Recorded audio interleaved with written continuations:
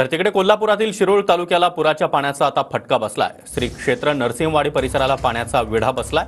वाडीतील घरं, बस स्थानक त्याचबरोबर बाजारपेठ परिसरामध्ये पाणीच पाणी झालंय। प्रशासनाकडून 3 ते 3.5 हजार नागरिकांचं स्थलांतर आतापर्यंत करण्यात आलंय।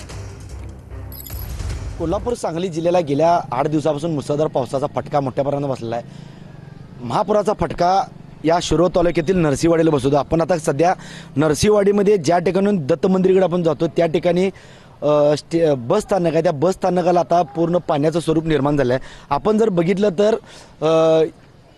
दत्त मंदिराकडे जाणारा रस्ता पूर्ण पाणी गेला आहे। इथले बिल्डिंग जे अपार्टमेंट आहेत, इथले व्यापारी आहेत, संपूर्ण दुकाने पाणी गेले आहेत। बस स्थानकाला सगळ्या तळ्यासारखं स्वरूप झालं आहे। कर्नाटक सरकार आणि महाराष्ट्र सरकारने समन्वय साधून जे पाणी गेल्या 8 दिवसापासून सोडण्यात जे सुरू केले त्यामुळे शिरोळ तालुक्यातील नागरिकांना मोठा दिलासा मिळाला आहे। जवळजवळ शिरोळ तालुक्यातील नरसिंहवाडी, कुरुंदवाड या आदी भागातील जवळ 3 ते 4.5 हजार कुटुंबाचं स्थलांतरित करण्यात आलं आहे। शासनाने दिलेल्या सूचनानुसार पूरग्रस्त नागरिकांनी पालन करावे असे आवाहन जिल्हा प्रशासनाने केलं आहे। कॅमेरामॅन सुशांत राऊतसह मी साईनाथ जाधव, नरसिंहवाडी, इचलकरंजी।